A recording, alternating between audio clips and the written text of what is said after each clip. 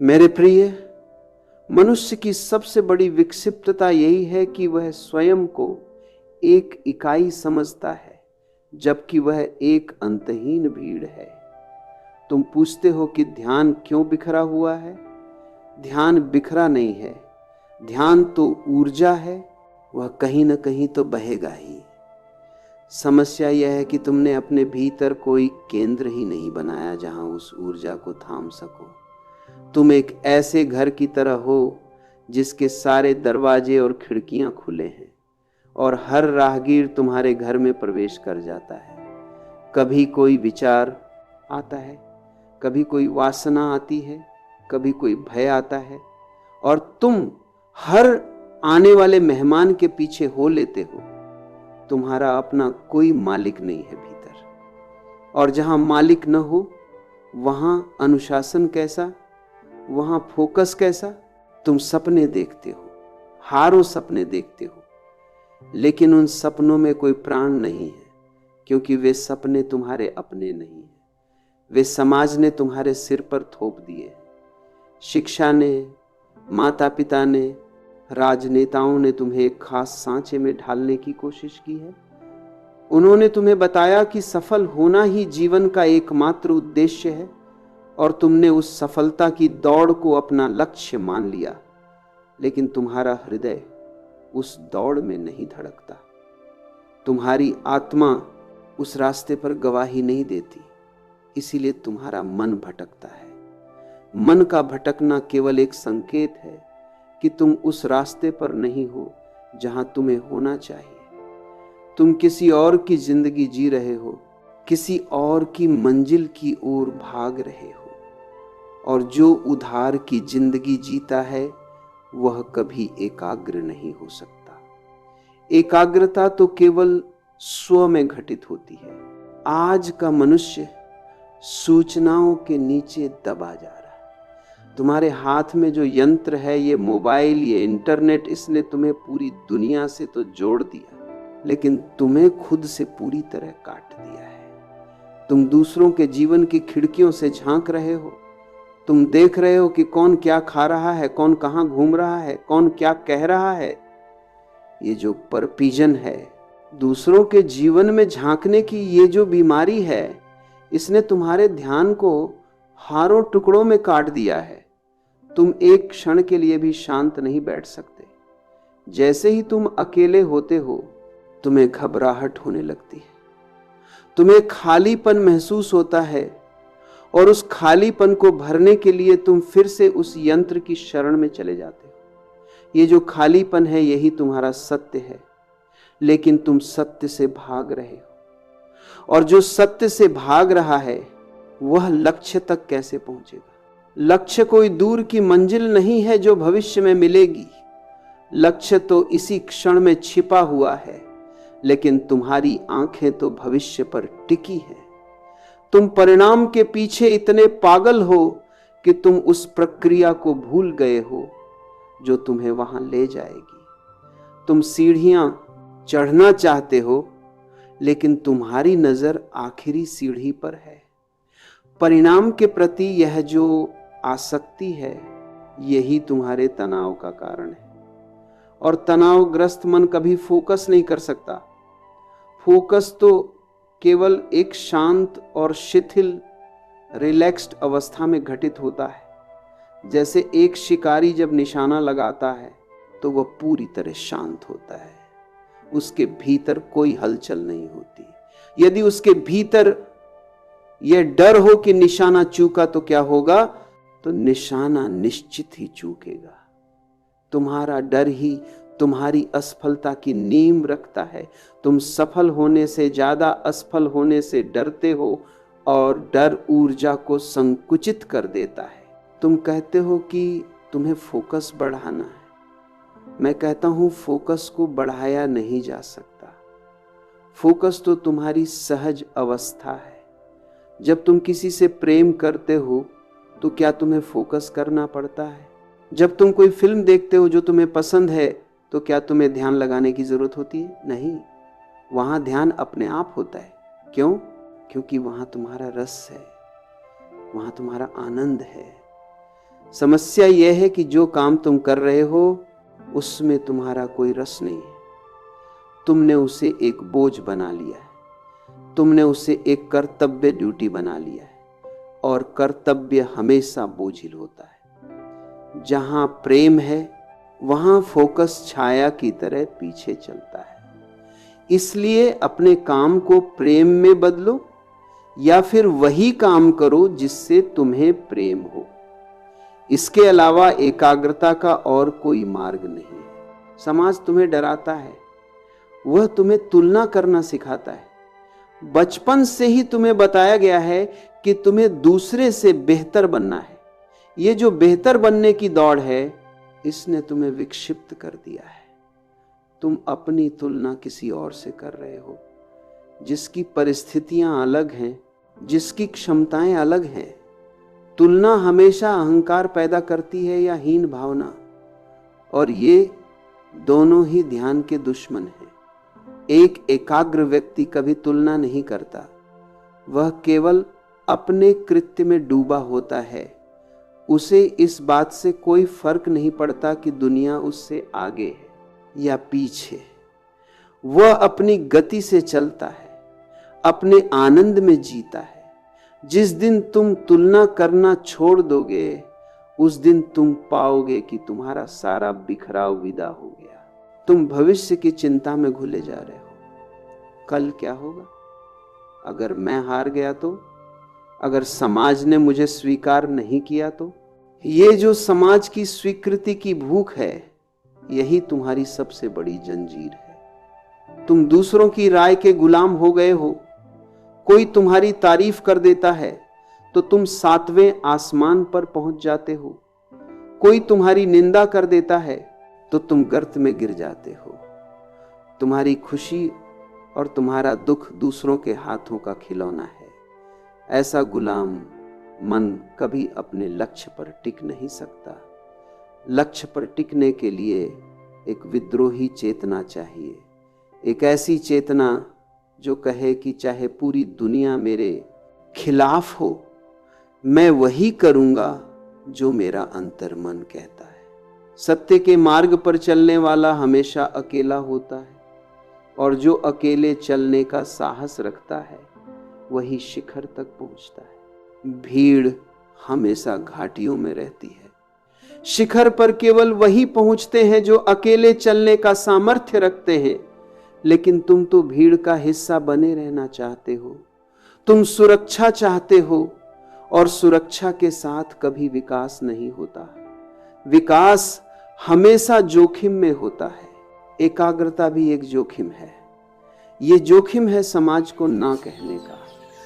ये जोखिम है उन रास्तों को छोड़ने का जिन पर सब चल रहे हैं। जब तुम अपने लक्ष्य की ओर बढ़ते हो तो बहुत सी आवाजें तुम्हें पीछे खींचेंगी। वे आवाजें तुम्हारे अपनों की होंगी, तुम्हारे मित्रों की होंगी। वे तुम्हें डराएंगे, वे कहेंगे कि तुम पागल हो गए हो। लेकिन याद रखना, दुनिया को हमेशा पागलों ने ही बदला है। समझदार लोग तो केवल इतिहास रटते हैं, पागल इतिहास रचते हैं। ध्यान ऊर्जा है, और ऊर्जा हमेशा नीचे की ओर बहती है। यदि उसे होश की दिशा न दी जाए, जैसे पानी हमेशा ढलान की ओर बहता है, वैसे ही तुम्हारा मन हमेशा वासनाओं, इंद्रियों और तुच्छ चीजों की ओर भागता है। इसे ऊपर की ओर मोड़ना ही साधना है। फोकस का अर्थ है ऊर्जा का ऊर्ध्वगमन, अपवर्ड मूव। जब तुम्हारी ऊर्जा खंडित नहीं होती, जब वह हारों इच्छाओं में नहीं बढ़ती, तो वह एक धाड़ बन जाती है। और वह धार इतनी शक्तिशाली होती है कि वह किसी भी पहाड़ को काट सकती है। लेकिन तुम्हारी ऊर्जा तो छिद्रों वाले घड़े की तरह है। तुम दिन भर में हारों व्यर्थ की बातें सोचते हो। उन बातों का तुम्हारे जीवन से कोई लेना देना नहीं है। तुम दूसरों के झगड़ों में रस लेते हो। तुम उन समाचारों को पढ़ते हो जिनसे तुम्हारे विकास का कोई संबंध नहीं। ये सब तुम्हारी ऊर्जा की चोरी है। एक सजग व्यक्ति अपनी ऊर्जा का पहरेदार होता है। वह हर विचार को भीतर प्रवेश नहीं करने देता। वह हर किसी को अपना समय नहीं देता। वह जानता है कि समय ही जीवन है, और जो अपने समय को व्यर्थ गंवा रहा है वह अपनी आत्मा की हत्या कर रहा है। एकाग्रता का अर्थ है चयनात्मक सिलेक्टिव होना। तुम्हें चुनना होगा कि तुम्हारे लिए क्या जरूरी है। हर चीज महत्वपूर्ण नहीं हो सकती। यदि तुम हर चीज को महत्व दोगे तो तुम किसी भी चीज को गहराई से नहीं जान पाओगे। जीवन विस्तार में नहीं, गहराई में है। एक ही जगह खोदो, पर इतना गहरा खोदो कि पानी निकल आए। जगह जगह गड्ढे खोदने से केवल रेगिस्तान हाथ लगेगा। तुम कहते हो कि परिस्थितियां कठिन हैं। मैं कहता हूं परिस्थितियां कभी कठिन नहीं होती, तुम्हारा मन कमजोर होता है। कठिन परिस्थिति तो एक अवसर है अपनी शक्ति को जांचने का।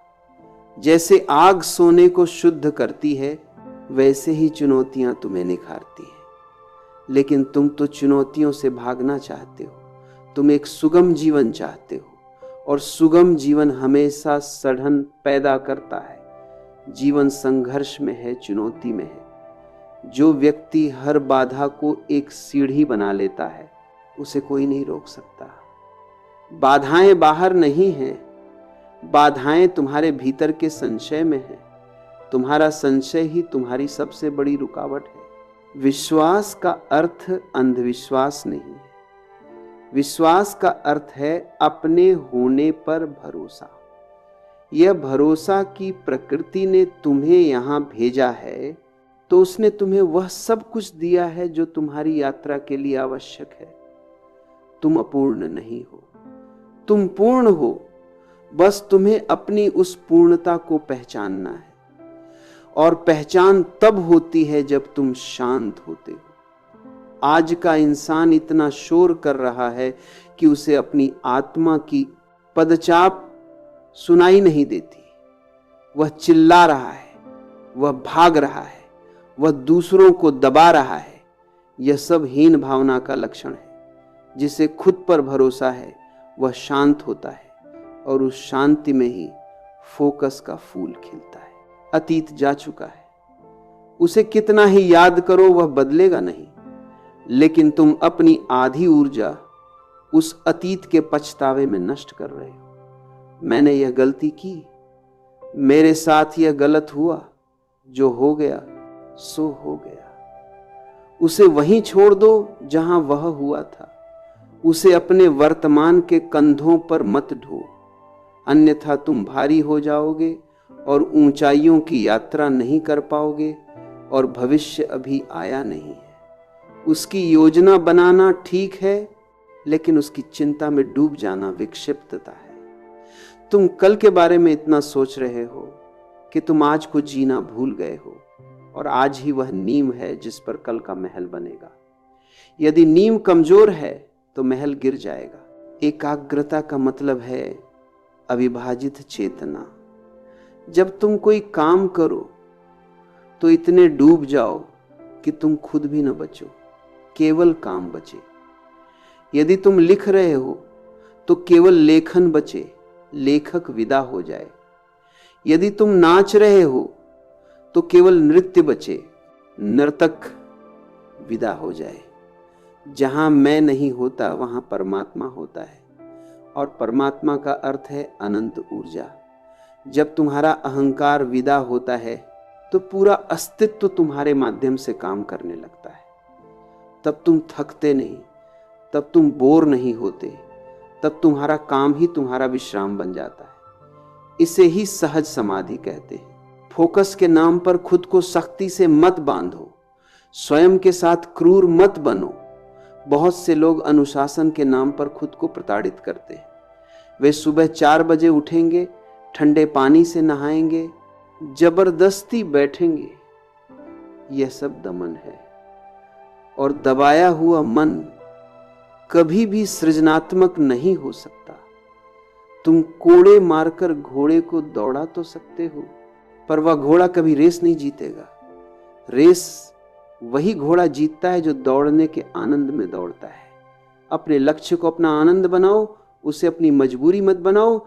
जिस दिन तुम्हारा काम तुम्हारा खेल बन जाएगा, उस दिन सफलता तुम्हारे पीछे पीछे आएगी। दुनिया एक बहुत बड़ा बाजार है। यहां हर कोई तुम्हें कुछ न कुछ बेचना चाहता है। हर कोई तुम्हें बताना चाहता है कि तुम्हें क्या करना चाहिए। विज्ञापनों का शोर है, धर्मगुरुओं का शोर है, राजनेताओं का शोर है। इस शोर के बीच वही व्यक्ति बच सकता है जिसके पास विवेक है। विवेक का अर्थ है नीर-क्षीर विवेक, यह जानने की क्षमता कि क्या तुम्हारे लिए अमृत है और क्या जहर। जो हर चीज को अपने भीतर ले लेता है, उसका मानसिक स्वास्थ्य बिगड़ना तय है। मानसिक स्वास्थ्य का अर्थ ही है एकाग्र रहने की क्षमता। एक विक्षिप्त मन कभी एकाग्र नहीं हो सकता, क्योंकि वह हर दिशा में भागता है।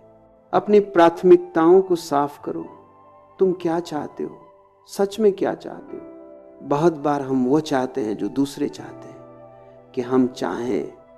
ये एक जाल है। बैठो, मौन में बैठो और खुद से पूछो, यदि इस दुनिया में कोई ना होता, कोई भी ना होता, न समाज, न माता पिता, मगर चांद न मित्र, तो तुम क्या करते? जो उत्तर उस एकांत में मिले, जब पहली दफे चांद पर वही तुम्हारा असली मार्ग है। सोच रहा था पृथ्वी, और उस मार्ग पर चलने के लिए किसी प्रेरणा, मोटिवेशन की जरूरत नहीं पड़ती। फिल्म लगी है मेरे गांव, प्रेरणा तो बाहर से दी जाती है। जैसे किसी मृतप्राय व्यक्ति को बिजली के झटके दिए जाएं, जिसके भीतर प्राण है वह स्वयं प्रेरित होता है। अपने शरीर का ध्यान रखो। स्वस्थ शरीर के बिना स्वस्थ मन संभव नहीं है, और बीमार मन कभी फोकस नहीं कर सकता। तुम क्या खा रहे हो? तुम कैसे सो रहे हो? तुम कितनी शुद्ध हवा ले रहे हो? यह सब तुम्हारे ध्यान को प्रभावित करता है। आज का मनुष्य प्रकृति से पूरी तरह कट गया है।